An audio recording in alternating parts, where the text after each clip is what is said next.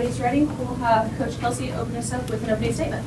Yeah, I thought it was a heck of a college basketball game. I knew in watching tape and in preparation that this was going to be a very, very tough game, and it was hard fought.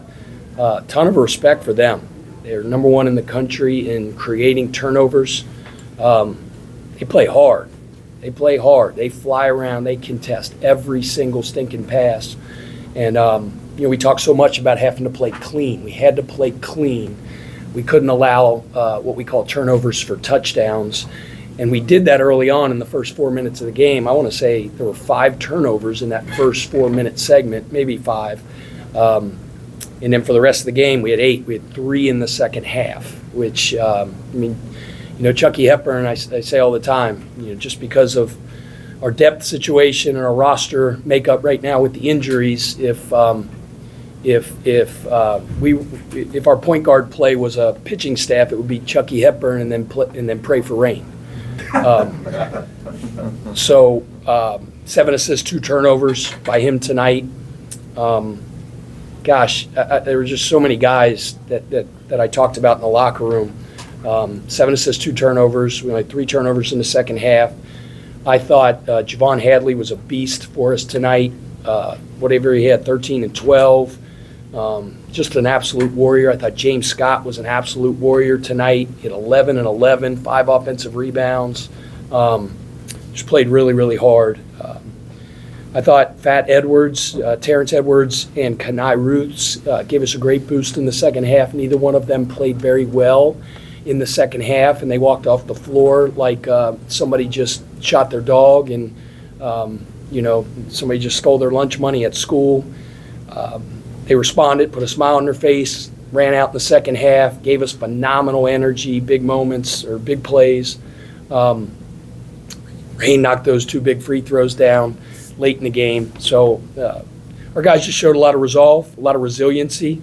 Didn't shoot the ball to our standard, but the process has been great. The guys' process, the shooting,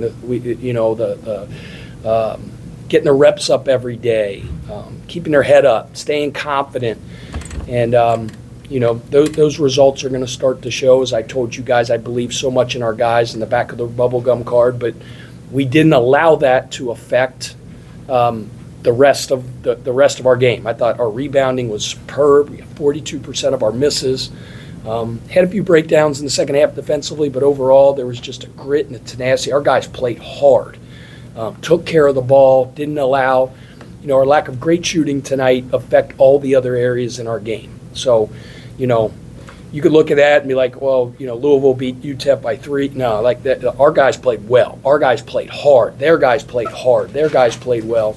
It was a really good game, and I'm proud of our guys for having the toughness to gut out a gutsy win there at the end. Questions for Coach? Yeah, could you speak to sort of changes you all made at halftime to cut back on the turnovers? UTEP's coach in here was speaking about just how much you guys would like the isolation ball and just how much that was working for you all and taking them out of their kind of, I guess, trying to cause chaos. Yeah, we have a bunch of set plays like every team in the country runs set plays, but we finally stopped trying to make passes. We'd put little variations on our plays so that we could still run certain actions but not have to enter and things like that because they were just making it too hard. So did a little bit. That were some of the adjustments that we made and allowed the ball to kind of stay in Chucky's hands a lot. But obviously in transition everybody has the ball. But they make it hard. They contest every pass. They make it hard for you to get ball movement, and they dare you to play off the attack. But credit to them. They got a good scheme. They're well coached, and they play really, really hard. Yeah, it seemed in that stretch when you took over the game and built that 8-point lead that you made it a determination to attack the rim more and try and get more shots near the goal and get to the line a bunch. We always do that. That is always first and foremost in our offense. It's play downhill, play on the attack, get to the free throw line. We do that all the time. We did it in the first half, and they make it hard. You could put your head down and say you're going to the rim, but it seems like they have 14 guys out there, and 6 of them are running and flooding at your penetration. So you have to do what the game tells you, and if the game tells you to spray that thing out, spray it out. And I thought we did that for the most part. That's why I say the process. We're not going to change, and tell guys like, hey, you got an open look, don't shoot it. Step up there and knock that sucker down. If you miss it, don't blink an eye. Shoot the next one. But they kind of stayed attached more in the second half. Didn't jump ball screens as much and put 2 on the ball, so it allowed us to kind of get downhill and put foul pressure on them. How challenging is it emotionally or mentally to get a team ready when you had Duke on Sunday, this big marquee event, you got Kentucky on Saturday, another marquee kind of game, and UTEP plopped right here in the middle? How difficult is that just from an emotional standpoint? I mean, we get a bunch of free sneakers. I wear sweatsuits to work. My kids are healthy. My wife's hot. I got a pretty good life. We get to play college basketball. We get to play in the Yum Center. We get to get ready for Utah. My dad used to say it all the time. I would say to him, Dad, you got to go to work today. He said, son, I get to go to work today. Right? Heck yeah. Schedule's been a little bit difficult. We had some adversity, but, this guy's been awesome. The process has been great. Results will take care of themselves, and just on to the next one. Most important game in the history of the program is the next one we play, and that's that one on Saturday. About 3 hours ago, it was this one right here. It's the deal. Coach, the team shot, I believe, right at 71% inside the arc tonight. When you see that type of efficiency inside the lane, especially with Fat going to the rim, Hadley as well, do you feel the need to have to try to create more of those easy looks considering how well they're shooting inside? Yeah, I mean, our 2-point percentage is one of the best in the country. But it's the question I just answered. It is always priority number 1 to get downhill, right? The highest percentage shot in the game is a free throw, so let's try to generate free throws first and foremost. Second highest percentage shot in the game is a shot at the rim. Let's try to get those. And then sometimes people's scheme are to stop you from getting to the rim, so you probably got to do what the game tells you and throw the ball to that guy, right? And then crash the glass like a you-know-what. And we did that. We had a bunch of crazed dogs, pursue, because those are loose balls. I told you guys before, my mom never said, good luck, hope you scored 20 tonight. It was like, you better dive on the loose ones. And, loose balls are on the floor and loose balls are up in the air. It's 50-50 balls. Not yours, not mine, it's somebody's. Go get it. And, we mentioned those guys that went and bit the ball in the air tonight and did a great job. We didn't shoot it as well, but, man, we were going to get in our misses. Yeah, Patty, you talked about Javon before, and you calling it double performance on the glass. As a rebounder for Javon, what makes him so good as a rebounder? Rebounding's grit. Tenacity, it's toughness, it's just going and getting the ball. We're a good rebounding team. Yeah, that's it. It's heart, it's toughness, it's grit, it's hustle. That's what rebounding is. When you're a good rebounder like Javon is, they try to block you out, and he still gets it. And then you put 2 guys on him. And the excuse is, you got 2 guys on him, you can't go get it. And if you can't get it, touch it. Maybe when you touch it, somebody else will get it. That's rebounding. It's the easiest thing to coach. It's hard to do, but this is the standard. You go, a guy that helped teach me how to coach, a guy named Dave Davis. You can look him up as a D2 coach for a long time. Led the country in scoring for 1,000,000 years. He was on my staff at Winthrop and at College at Charleston. A savant. You ask coaches about Dave Davis, they'll know who Dave Davis is. And he would say, you go after the ball like you're the only one. This is your mentality. You got to go after the ball like you're the only one that can get it. And if you don't get it, we're going to lose. That's the mentality. So it's go get it. Coach, you have an emotional game against Duke. You then come off this. And how do you kind of get your guys focused and locked in now on Saturday? And what do you want their takeaway to be from these past 2 games as you prepare for Next thing. Next. We celebrate the wins because you know what? Winning college basketball games is hard. We work our butts off. Now we get free shoes and we get to wear sweatsuits to work and stuff. It's hard. It's a good team. They're hard to prepare for. It's injuries, just a bunch of games in a row. So it's like we celebrate in that locker room. Always do. If we beat Spalding in the preseason, celebrate. Now, once they get back to their dorms, right, or as soon as the coaches leave here, boom, it's on to the next thing. And then by the time they wake up tomorrow, this one's over. And the next most important thing in the history of our program is the next thing we do, and that's the lifting session tomorrow. And then it'll be the film session, and then it'll be the first repetition in practice tomorrow. That's it. You guys are going to get sick of hearing that, but that's what we do.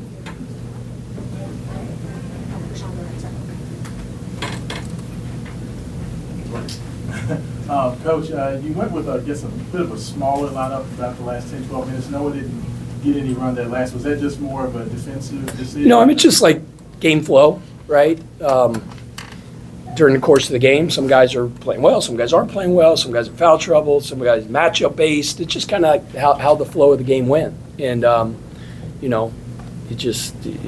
times when you get a feel as a coach down the stretch that certain lineups are working for you, you go with that. Noah will run into the practice gym tomorrow. He won't walk, he'll run in. And he'll have a phenomenal practice tomorrow. When his name's called to go in next, he'll run in there and play his butt off.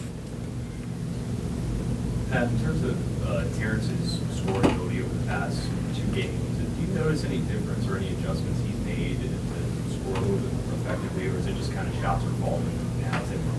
Yeah, I mean, Terrence he's wired to score, man. I mean, he's just always been that way. He can flat put that ball in the bucket.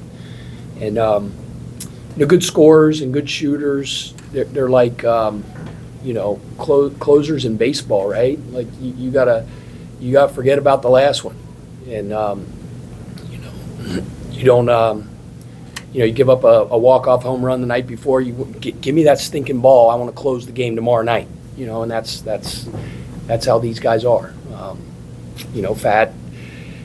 He had a little stretch where he wasn't playing well, even in the first half today. But, like I told you, his response was great, gave us a big boost, made big buckets, and just gave us great energy.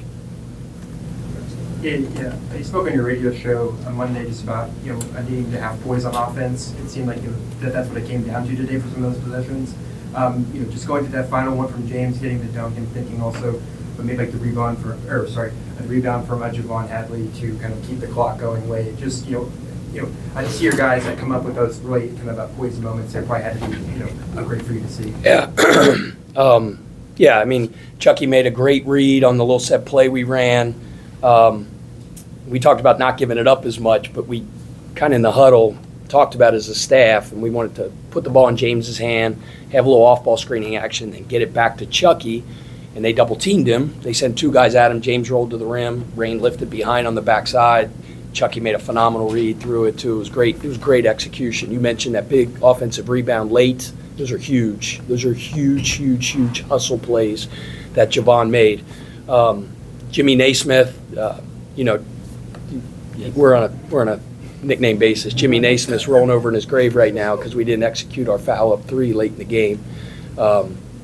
So it's funny, like our guys were in the huddle, and before I even said anything, they looked at me and they said what we call it, our strategy when we're fouling up 3. Coach, we're on it, da-da-da-da-da-da, and then we don't foul. Well, game slippage, and when that ball left his hands, it looked like it was in every day of the week and twice on Sunday. My grandfather, his name's Red Stahl, he died like 10 years ago. He was a milkman that put 10 kids through 120 years of Catholic school education and lived in a 3-bedroom house on the west side of Cincinnati. And he was adamant that you foul up 3. And Jimmy Naismith and Big Red Stahl are rolling around their grave. He would have killed me if that ball went in. But, teachable moment. Matt.